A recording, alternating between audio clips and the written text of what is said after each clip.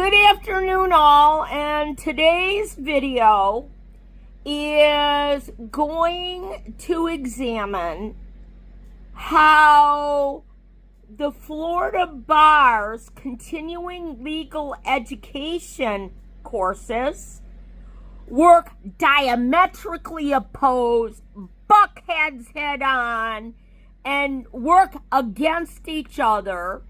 And the topic for today is the Florida Bar's neurodiversity continuing legal education courses versus and as opposed to the Florida Supreme Court's instruction to the Florida Bar to provide a continuing legal education course at the end of 2023 on the Vexatious Litigant Autism segregation statute.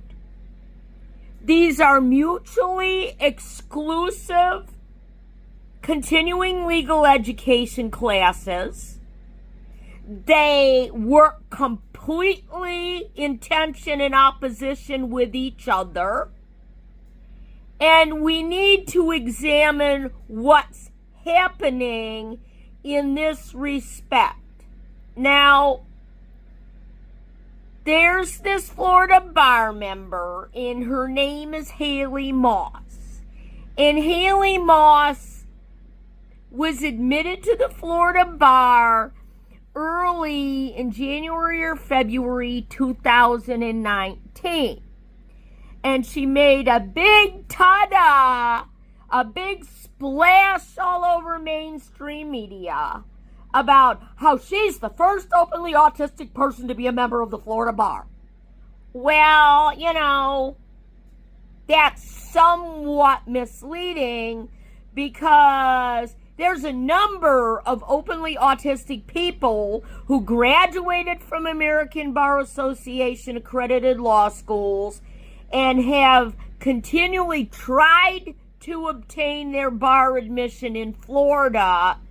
So it would be far more accurate to say there are numerous autistic Virgil Hawkins bar applicants out there, and one of them, a James Hatchett type of autistic bar applicant, Haley Moss, actually broke the barrier and got in.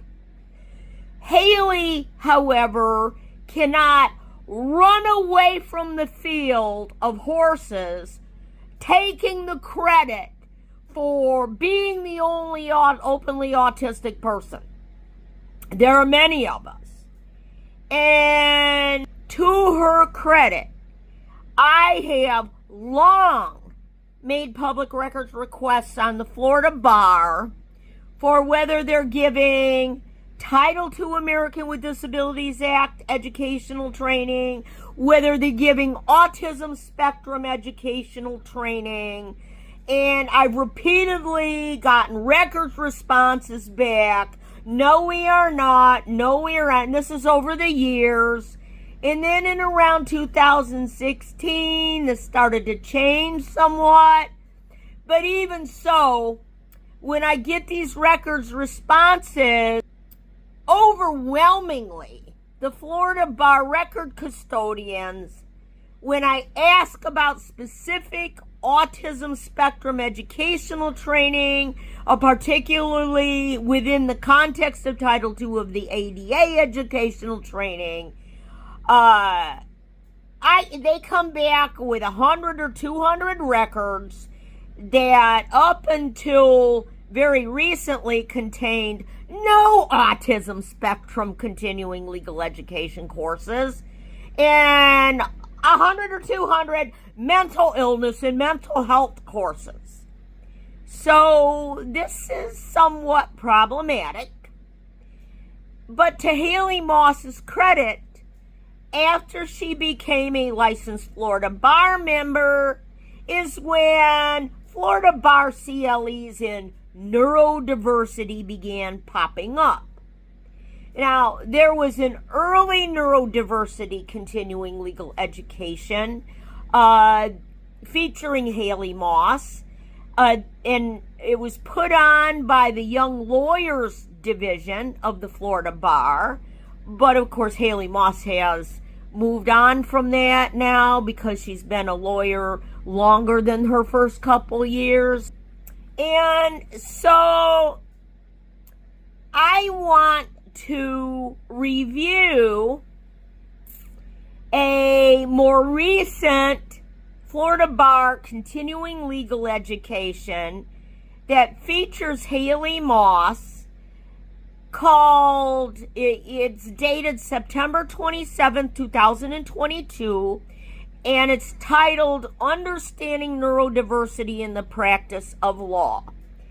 It's put on by the Florida Bar's Legal Fuel podcast, and it's approved by the Florida Bar Continuing Legal Education Department for 1.0 hour of general CLE credit, including 1.0 hour of mental health and wellness CLE credit, course number 6579. Now, we're going to go through this neurodiversity CLE, and then we're going to compare it and contrast it with the Florida Bar's end of 2023 Florida Supreme Court directed continuing legal education on the Vexatious Litigant Autism segregation statute. And we know it's an autism segregation statute profiling autistic people for a couple of reasons. First of all, number one is, if you watched my previous video on Florida's autism segregation statute, you will see where I document that the Florida state court system republishes an article on their website about vexatious litigants that describe the sensory differences of autistic people and say these are vexatious litigants. So they are profiling autistic people. But more so than that, and I'll cover that in this video, in my husband's several disbarment cases in the Florida Supreme Court, in one of them, in which I was not a party, my husband was requesting Title II Americans with Disabilities Act reasonable accommodations for me as an autistic person to testify as his key witness at his disbarment trial. And the Florida Supreme Court made a ruling upon my autism diagnosis that was filed in that case, that it was the autism diagnosis itself, my being autistic and my being diagnosed with autism, and this is a Florida Supreme Court ruling, that it was vexatious and abused the courts. So, can anyone say, Florida Supreme Court, you are failing autism and you are discriminating against and extremely prejudiced against autistic people? So, because of this history of the Florida Supreme Court, and we have to remember, this is the same court that was writing a draft opinion to deny Virgil Hawkins his bar admission until he turned white, because Virgil was classified as having the psychiatric mental illness of drapetomania, and being unable to turn white. Okay? This is a long segregationist history of a deep South state, the state of Florida. And so we're going to go through neurodiversity CLE, and compare it and contrast it to the Florida Bar's end of 2023, Florida Supreme Court directed CLE on vexatious litigant statute. And we're going to talk also about how the Florida Bar pressures by making examples of disbarring lawyers who were raising Americans with Disabilities Act claims for their clients, Title II Americans with Disabilities Act claims for access and reasonable accommodations. They've created such a hostile environment that they've actually pushed Haley Moss into to borrow a Civil Rights Act of 1964 terminology, into an Oreo position of acquiescing to the Florida Bar's claim that being autistic is a mental disability, a mental illness, and a mental health disorder, which is not accurate. It is not what being autistic is. And to try to teach in CLEs, teach all Florida's lawyers, which also ends up being taught to Florida's judges or being conveyed to Florida's judges, that being autistic is a mental illness. Well, this is a very harmful myth and stereotype about autistic people, and it is no doubt why Florida's vexatious litigant segregation statute is profiling autistic people and going out of their way to put autistic people on their vexatious litigant segregation list to get them out of sight and out of mind and cleanse them from the court system by denying access to the courts and by imposing neurotypical bar member censorship and prior restraint on autistic viewpoints and autistic speech.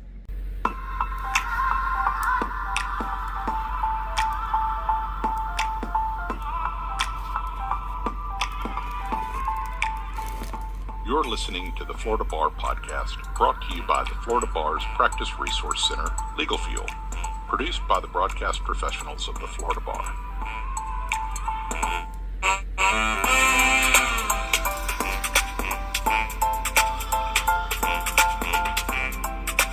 Welcome to the Florida Bar's Legal Fuel Podcast, brought to you by the Practice Resource Center of the Florida Bar. We're so glad you're joining us. This is Christine Bilbrey. I'm the director of the Practice Resource Center and one of the hosts of the show, which is being recorded from our studio in Tallahassee, Florida.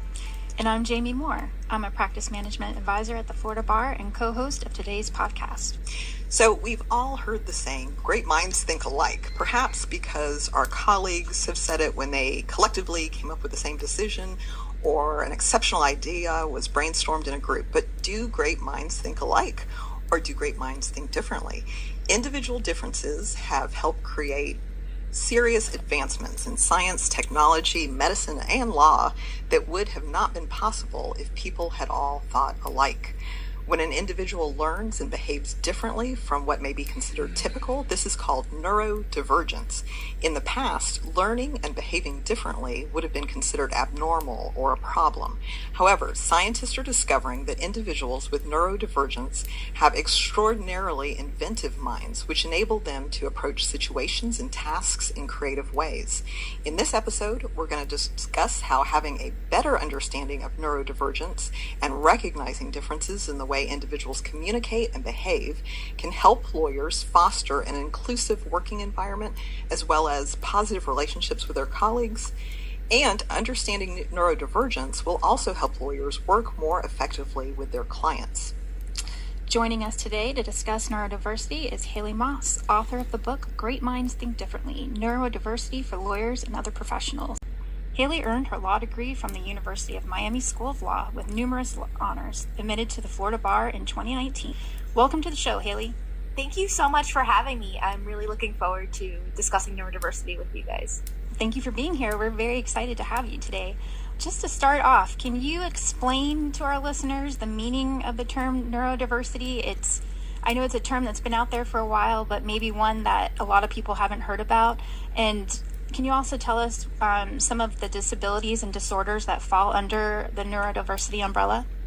Absolutely. I always like to start off by saying if this is a topic that's new to you, that's totally okay. Neurodiversity really just refers to the fact that all of us have different brains, and the way that we process information and experience the world is different from one another. That's just a fact of human existence, kind of like how we all have different skin colors, eye colors, hair colors, just different ways of being human. That also includes our brains. I always like to explain it as sometimes if you are in a crowded room, some people can hear that pin drop, some people can't. I notice that I am usually very perceptive of certain sounds or certain things that other people may not notice. And that's just the way that my brain works, on top of a bunch of other things that make my brain do the things that it does that might be different from what we consider to be typical. And when I think about neurodiversity, I usually like to break this down into two separate categories of folks. That we have are people who are neurotypical, which is the majority of people that your brain works in expected ways, and that's the majority. And the other flip side of that is neurodivergence, which is that outside of this typical box that maybe your brain works differently than what's expected, and that's the minority of people. When we think about who is neurodivergent, I do not like to gatekeep too much, but anything that makes your brain act outside of the norm usually falls in this box. Primarily, we have a tendency to focus on autistic people, people with ADHD, and learning disabilities. But I always like to take that a step further because those are just folks that we often view as desirable at work. And also like to include people who might have intellectual disabilities, people with mental health conditions, things also like acquired cognitive disabilities like a traumatic brain injury, or Alzheimer's or dementia, all sorts of different things that change how our brains work or make them work outside of what we're expecting. I do kind of wonder sometimes how we're going to get to this point that our profession is really accepting of neurodiversity without also heavily stigmatizing it the way that it traditionally does. But I feel like that's a conversation perhaps for another day. Well, I think that that's a really important point because you talk about in your book about people that have been diagnosed as neurodivergent. They're trying to pass at work rather than highlighting that they have, a different way of thinking and that gives them strengths at work. I am the bar staff liaison for our mental health and wellness of Florida lawyers, so there's a real connection when you're talking about all the different ways that people think. And so we always are trying to destigmatize it. And it's like at annual convention, we've had vendors give out fidget spinners. I think that's one way. Like, I think people used to try to hide if they had those. And now it's just like a toy. People don't think anything of it. And when I think about how this starts in law school, I think about where this translates in the profession. People are afraid of perhaps at that bar stage getting called in for a hearing with FBBE. They're afraid of having conditional admission and having to submit medical records for who knows how long.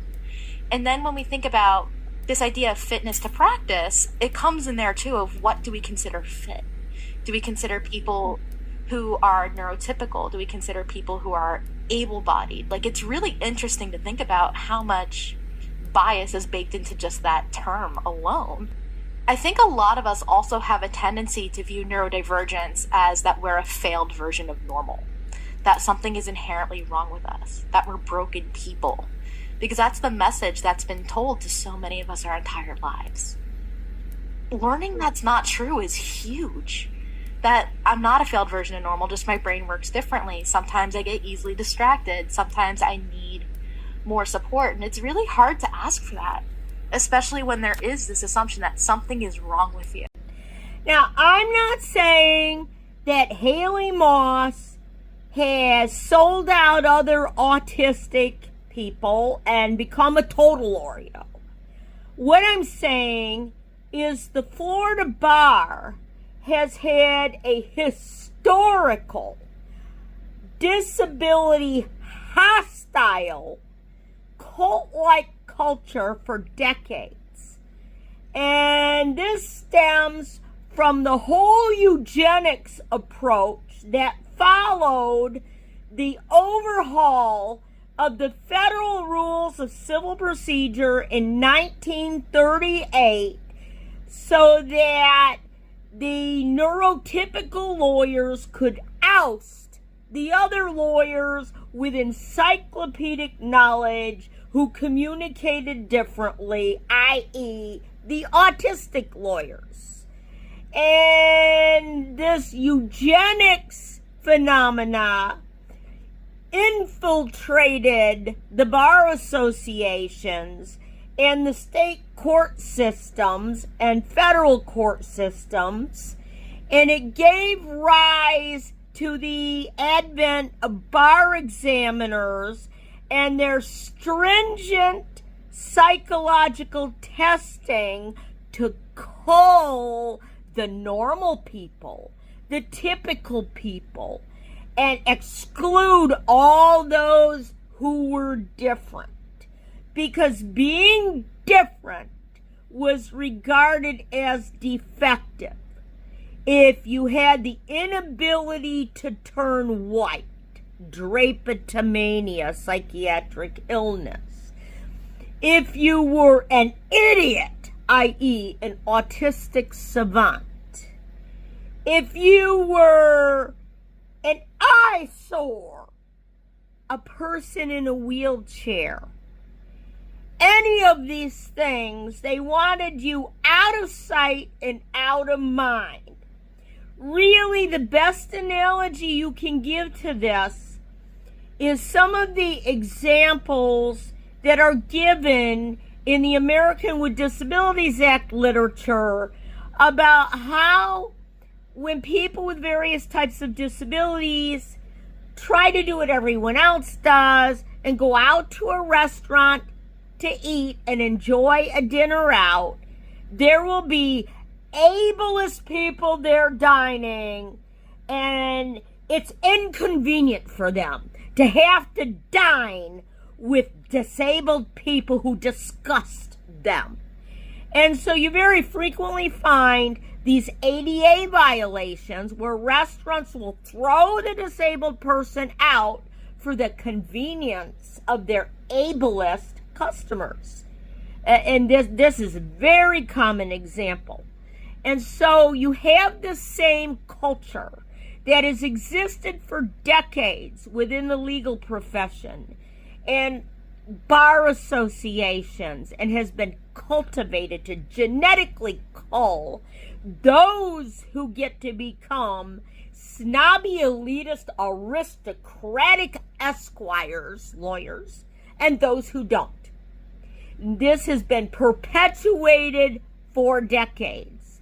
So much so that even as late as like 2021, there are still complaints about the Florida Board of Bar Examiners violating Title II of the ADA, respecting bar applicants perceived to have mental illnesses and mental health conditions. So what I'm saying is, I've read some of Haley Moss's writings. In particular, one of my favorites was her account of how she met a federal judge who addressed her as if she wasn't really a lawyer. And this is common. I mean, when African Americans began getting bar admission and attorney licenses, some of them were addressed as the bellboy. This is very common in the legal profession. And so I understand the hostility that Haley Moss has been up against. But the Florida Bar exerts tremendous pressure to evade the Americans with Disabilities Act, to exclude disabled individuals and anyone who is different. And this is enforced upon the Florida Bar in many instances by the judicial officers in the Florida state court system. My point is that I understand Haley Moss is young. I don't see where she has the backbone to stand up to the rogue powers that be within the Florida bar who don't want to change the way things are, that don't want to interact with and be inclusive of individuals with disabilities, and in particular, autistic people. I was an avid reader of the California bar case involving Terrence Hallinan in his standing up for African American civil rights to the point he got into fisticuffs to enforce African American civil rights, and that was used against him to try to deny his bar admission. I understand that, but it's just wrong to exclude autistic people. Autistic people were not excluded from being lawyers before the power grab in the overhaul Federal Rules of Civil Procedure of 1938. This was a power grab by the neurotypical majority, but autistic people existed then, autistic people exist now, and autistic people have existed throughout evolution. The Florida bar makes a very big deal about mental disabilities, mental illnesses, and mental health here, and they have a whole page. They have the Mental Health and Wellness Center, and just let's look at this. Alcohol abuse, that's substance abuse, which has long been their go-to for wayward Florida lawyers. Depression, stress, anxiety, and suicide. They have a Florida Lawyers Helpline. That's if you find yourself as a lawyer in a mental illness crisis. They have Florida Lawyers Assistant. Thing about it, though, is that the Florida bar is pressuring Haley Moss, and you can see it in this Neurodiversity CLE, to group being autistic as a mental illness or a mental disability or mental health classification, no different than like substance abuse or suicide. Well, that's not exactly what being autistic is. November 3rd of this past year, I received an email stating that the insurance department made a positive change today that will affect the health insurance coverage of Pennsylvanians living with autism. Specifically, the department now considers autism to be a mental health condition. Is autism a mental health condition? As it's been defined in the Diagnostic and Statistical Manual that the federal government relies on, as it's been looked at in ICD coding, yes, it can be classified as a mental health. So I hear you say that it is being used for a way to ensure that people have coverage for mental health parity or services parity, and I hear you call it a mental health benefit. But what I'm asking is autism a mental health condition? Is it a mental illness? The medical literature relied on to make these decisions suggests that it is for purposes of insurance regulation and insurance benefits coverage. So it is yes, the position of your department that autism is a mental illness? Yes, for these purposes. Interesting. So I won't bore our appropriations committee by reading the various citations that I brought up that says that the condition I have of being on the autism spectrum is not in fact a mental illness. But I will say that it is incredibly dangerous to perpetuate this kind of misinformation. This is the kind of misinformation that, when spread around, contributes to parents feeding their children bleach or other concoctions that they found on the internet, recipes to cure their children of their illness, of their sickness, as you might describe it.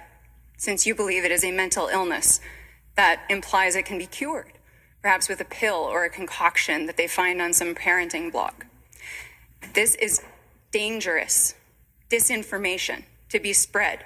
I understand what you're saying when you want to provide mental health care benefits and that you want people to be able to access autism services, but this is a terrifying thing for someone who is on the autism spectrum, such as myself, who has been diagnosed formally. It is a terrifying thing to see that children who have autism are being described as mentally ill by their government.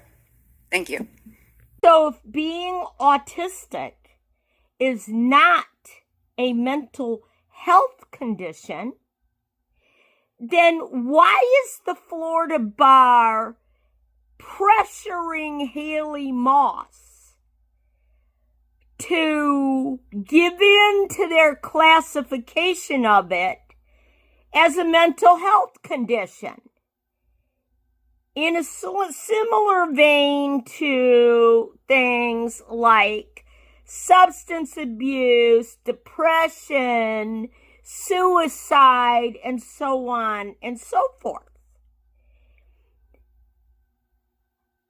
You have to say either Haley Moss is acquiescing in the face of this pressure, or it's the only way the Florida bar will give her an avenue to talk about autistic differences through neurodiversity CLEs, continuing legal educations. But she's bordering on becoming an Oreo.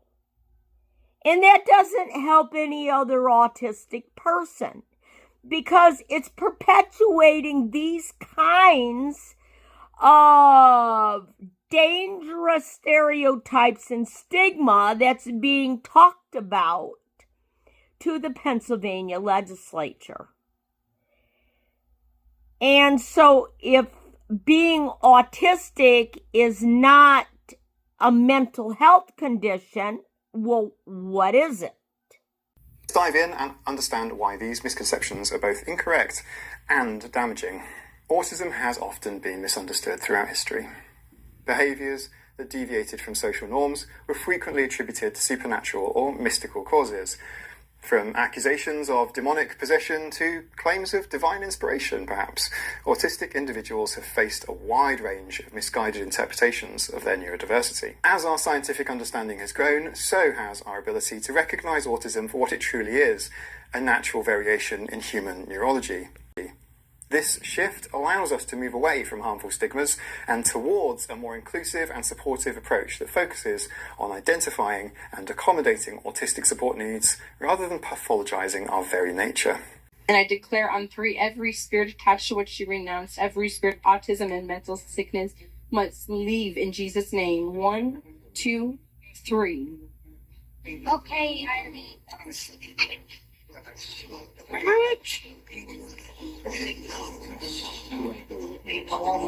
what just happened? I don't know what just happened. Do you want to share how you feel different? Well, it all started after I met you. I decided to change a lot. I decided to watch Beginner's Bible, not other YouTubes. So, Dario, I am suffering from autism.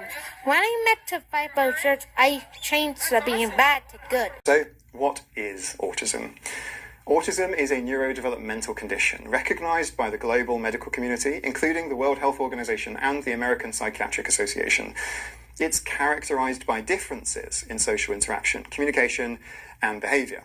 These differences are not indicative of a disease or illness, but are variations, natural variations, in how individuals perceive and interact with the world.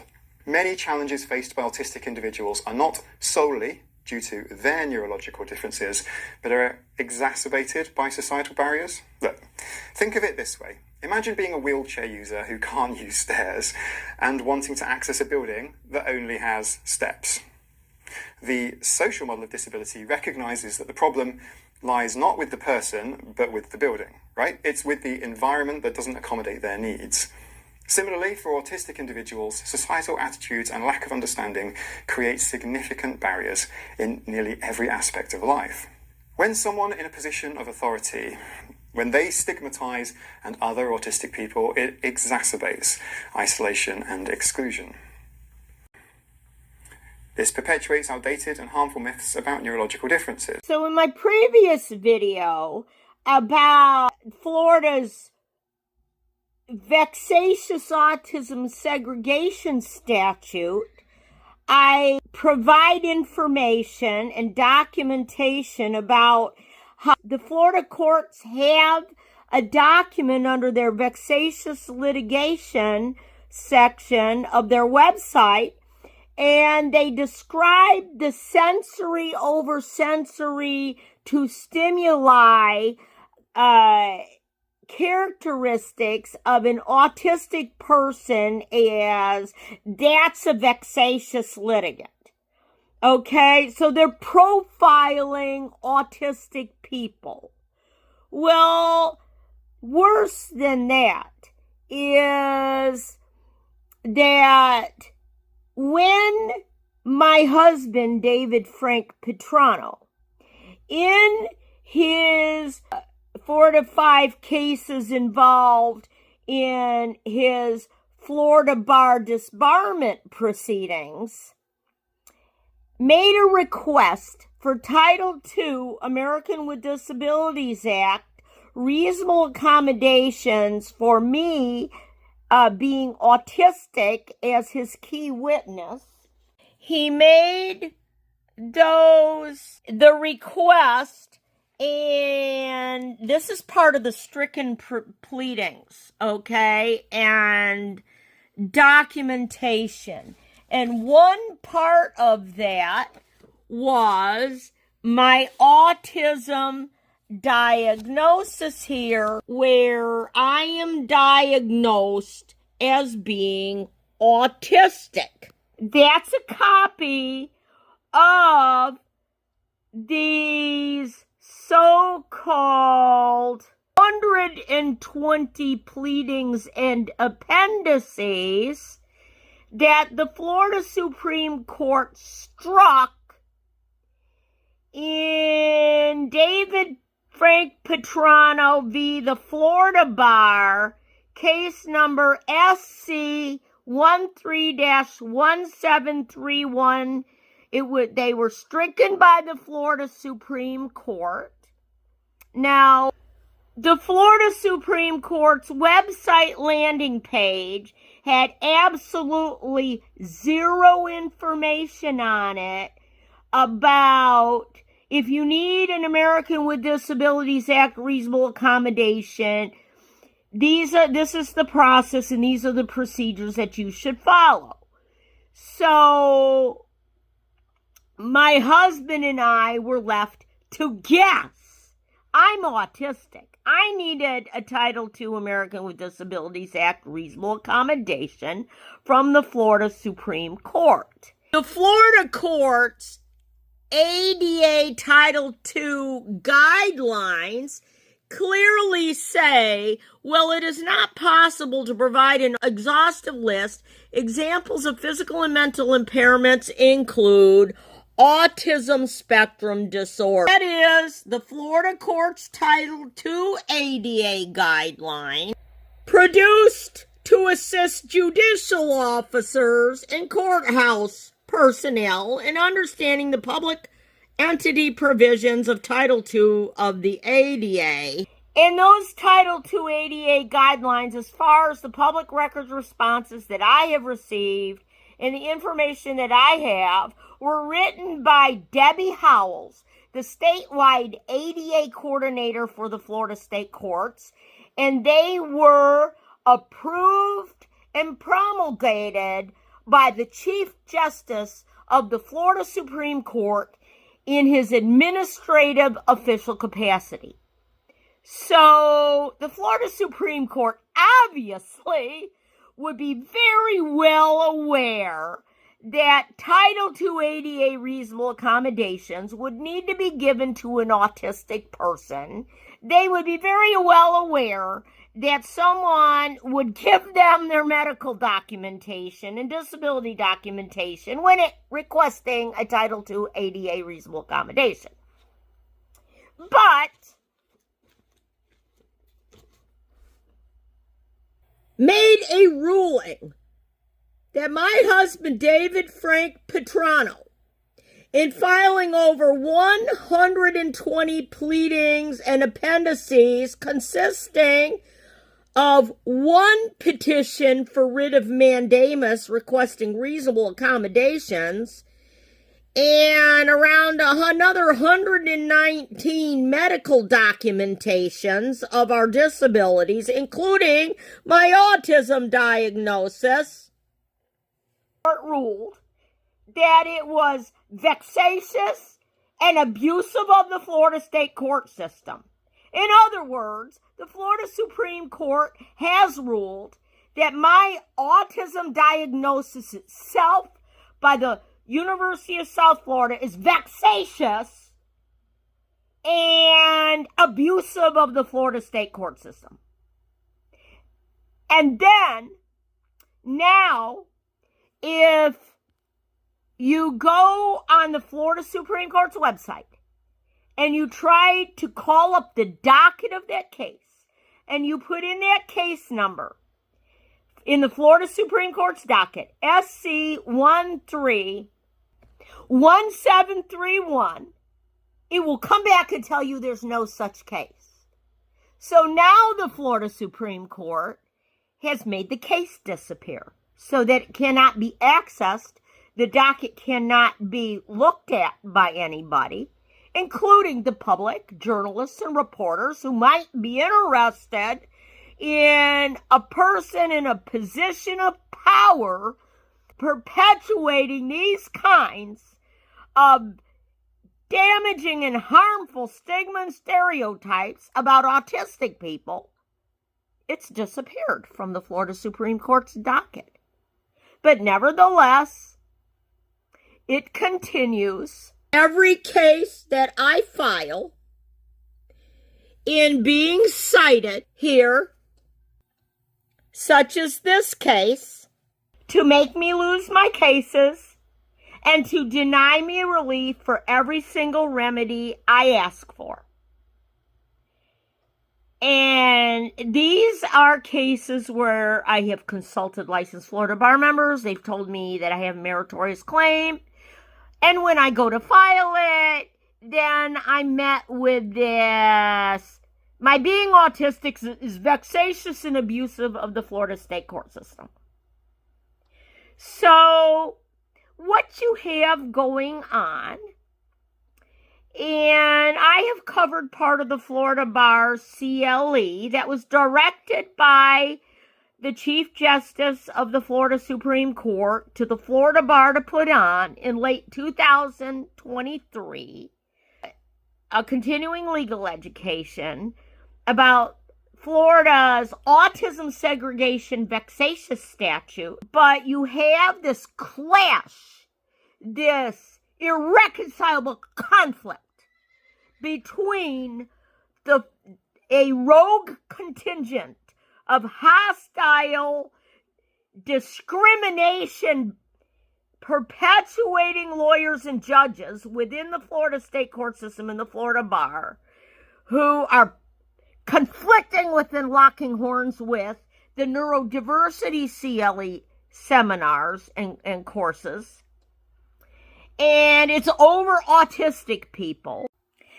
And we all know that Florida Supreme Court justices are getting big salaries and they're getting excellent job benefits and perks, including the best health care coverage known to man. We know that. And I know this as a breast cancer patient, and having many times walked through the Mayo Clinic in Jacksonville, Florida, I know that today's health care is using personalized medicine. And that is very often genomic medicine. And so one of the things they're testing for, and these Florida Supreme Court justices and Chief Justice would know this. I mean, it's a no-brainer that they would know this because they go for the best health care because they have those perks with their jobs. And so they're getting personalized medicine.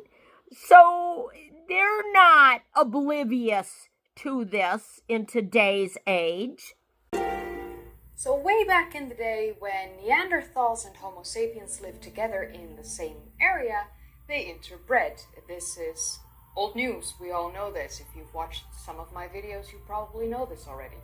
But little did both of these species and these individuals of these two species know that this interbreeding between these two species could have quite the effect on the health of us, modern humans. So the question arises, can ancient Neanderthal genes passed down some tens of thousands of years ago can have an effect on the way drugs, medication, metabolize in individuals carrying these gene variants? So my name is Haley, and in this particular video, I am going to look into a recent study that was reported in the Pharmacogenomics journal that researched how the presence of Neanderthal genes and their variants in us modern humans compromise the ability of people carrying these genes to metabolize common medications safely. And this interbreeding has left its mark and clues in our modern human genomes. It has been proven to affect us in more than one way, and as time goes by, we uncover more clues as to how this admixture of genes from these two different species affect us today in modern times. Now this new study shows that other types of gene variants passed down again from Neanderthals to us modern humans affect how drugs metabolize in individuals carrying these variants. This actually, to me personally, shows how incredibly important gene studies are, because this study showed that even though a certain quote-unquote safe dose of medication for one person could actually be dangerous or even detrimental to a different person. Same dose. Helpful to one, harmful to another. Getting back to what autism is, there have been some studies, such as those being undertaken by Dr. Emily Casanova, that has found that autistic people may be autistic because they have introgressed Neanderthal genes. So let's let her explain.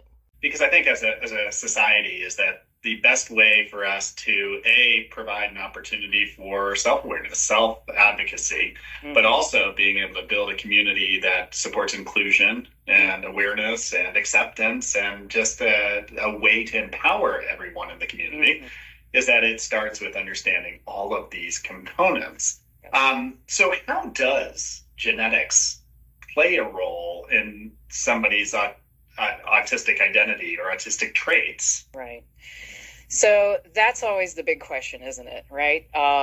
It's got a complicated answer, and I'm going to try to break it down as simply as possible without taking you through a genetics course. Right. So for a lot of people, first off, there definitely seems to be a hereditary component. Right. Maybe mom or dad or both are kind of on or near the spectrum. That varies by the family, right? Sometimes that's not the case. But we more often see traits throughout the family, maybe not full-blown autism, but we can start to see some features. Hello everyone, this is Seth with the World of Paleoanthropology, and I am so excited to be here on another episode of The Story of Us. So we are here today with Dr. Emily Casanova to talk about some pretty interesting things about Neanderthals. Why don't you introduce yourself for a moment? I'll hand it over to you. Thank you. No problem. So again, my name is Dr. Emily Casanova. I'm an assistant professor of neuroscience at Loyola University in New Orleans. And I do research, I teach about brain evolution. That's another one of my things. And for the most part, I have been studying autism for probably maybe almost 2 decades at this rate.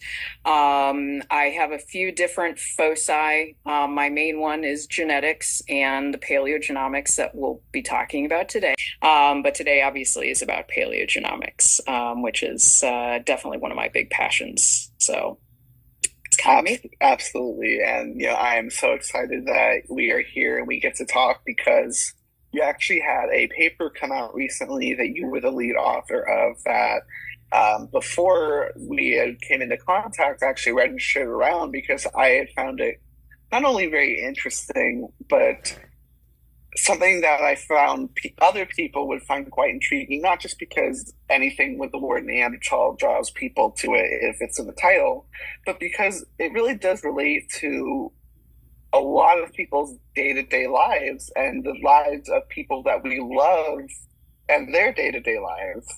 And that's because what you have found is a potential link between autism and Neanderthals and the genes that we have from Neanderthals due to the integration that we've had with them. Can you explain a little bit what you found and what this paper kind of talks about before we get into maybe why you're into this topic? Sure. So first off, I always like to say nowadays, because I know it's what all the headlines tend to say, and I like to kind of give a little disclaimer. We were studying the potential influence of Neanderthal DNA in autism in modern people across different ethnicities. And we definitely found some very important widespread links. But what we did find was we were really interested in looking at DNA variants that we have inherited from Neanderthals. That are, most of them are more common, right? And then there's a subset that are more rare. And we were really interested in some of the rare ones in particular, a lot of times with the idea of, and this is not always a one-to-one case, but a lot of times when you have a rare variant in genetics, it tends to suggest that maybe it's doing something that's at least a little bit deleterious. And so that was in part why we kind of split those into those 2 major categories. So we found that folks on the autism spectrum are more likely to have more of this rare Neanderthal DNA. So that was kind of our coming from a clinical genetics standpoint, usually you're looking for rare variants that you primarily see in whatever population you're studying versus your control population. Most ideally, you don't ever see it in the controls. And it only occurs in your clinical population, whatever you're studying. But we do see some of this rare DNA in non-autistic people too. And it seems like some of these rare ones are popping up more often in autism. So it's kind of the big kind of bird's eye view of the paper. And we did find we found the same trend across the 3 ethnicities, the broad ethnicities that we studied. So the Black non-Hispanic, we didn't have enough to study Black Hispanics, unfortunately, but we had Black non-Hispanic, white Hispanic, and white non-Hispanic subsets within the United States. And we saw the same trend. They weren't always the same variants. So they do seem to be possibly population specific, which is really cool in a way. It leads into a whole another set of research studies that I think could go even beyond the Neanderthal genome. But it's a really cool way to study it in that way. But we did see the same trend across the Black non-Hispanic, white Hispanic, and white non-Hispanic population. The problem with Haley Moss is that, she's trying to make a little bit of an entrance into the legal profession for autistic people by promoting neurodiversity, which of course being autistic is being neurodiverse, and being autistic is part of neurodiversity. Haley is not staying up to date on the most recent and most advanced knowledge about what it means to be autistic. And so when you have these clashing Florida bar continuing legal educations, and one is trying to be neuroaffirming and promote neuroinclusivity for neurodiverse individuals such as autistic people, and the other one is a rogue, snobby, elitist, aristocratic, unbending, close-minded rogue segment of the Florida bar that wants to label autistic people as vexatious and bad and incorrigible, and we want to get them out of the Florida court system and bar their court access. We don't want them here. It's like we, Florida judges and neurotypical lawyers, are dining in a restaurant, and it's too inconvenient to have these autistic people here. What we have to understand is what it means to be autistic for many, many autistic people is that our autistic traits are immutable traits. Who we are is autistic. We are not people with autism that you can take the autism out of the person and then you have an unbroken and good version of a normal person. This is what the Vexatious Florida segment wants. This is how they're driving at it. No, we are autistic people. And it's not a mental disability or a mental illness or a mental health condition. It is a neurodevelopmental condition difference. And it is inherited from our introgression from Neanderthals interbreeding with modern humans that came out of Africa around 125,000 years ago to 100,000 years ago, and then again for an extended period of time between 60,000 and around 40,000 years ago. And this is a natural human variation. Autistic people are equally human to the neurotypical normal type. We are equally deserving of humanity. We are equally deserving of full participation and equality of opportunity. And so this really needs to be understood. It's just really absurd to think that he would be directing the Florida bar to do a late 2023 CLE on expanding the vexatious list and court ban when it's in the face of the Florida court system putting a document on their website that says people who exhibit these Neanderthal introgressed oversensory traits, they're vexatious litigants because their behaviors are, well, vexatious.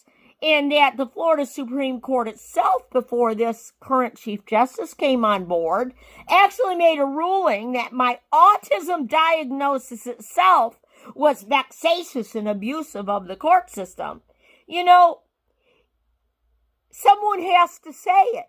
This Florida Supreme Court really has its priorities concerning autistic people in the court system and autistic people who can file a bar application proceeding. It really has its priorities backwards. And it's really failing autism. It's not embracing neurodiversity. You could even go so far as to say that the entire Vexatious Litigant Task Force, number 1 and number 2, and the entire panel who put on the late 2023 Florida Bar CLE on Florida's bar's playbook on vexatious litigation, we're not going to take it anymore, that they need to be ordered to take Haley Moss and the Florida bar's Neurodiversity CLE, and it needs to be mandatory upon them to take it, and they need to reconcile this head-on lock horns conflict between these two viewpoints about whether there's an obligation on the part of the Florida bar and the Florida courts to be neuroaffirming of autistic people in the court system and embrace neurodiversity, or whether the approach of the Florida Supreme Court and the Florida bar is going to be to label autistic neurodiverse people as bad and vexatious and ban them from the court system for their entire lifetime. You can't have both. It isn't both at the same time. Autistic people are autistic. Our entire identity, our entire being, our way of being, the way we experience the world is autistic. And it is ancient. And it is inherited from the Neanderthal genetic variants that we have inherited. And I'm only the canary in the coal mine. There are many, many more autistic people in law school right now. Haley Moss wasn't the first to seek a bar admission. She won't be the last.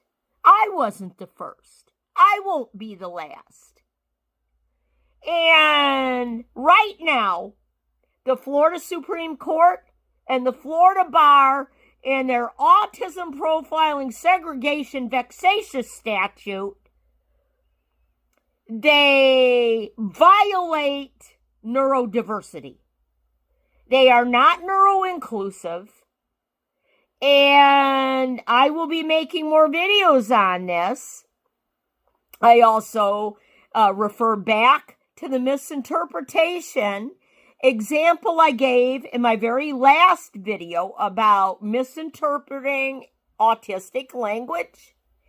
And I will be doing more videos about that, because when you tell an autistic person that that person has to be indistinguishable from a neurotypical in the way they communicate and their behavior, you're telling that person, that autistic person, they have to mask. And masking is harmful to autistic people.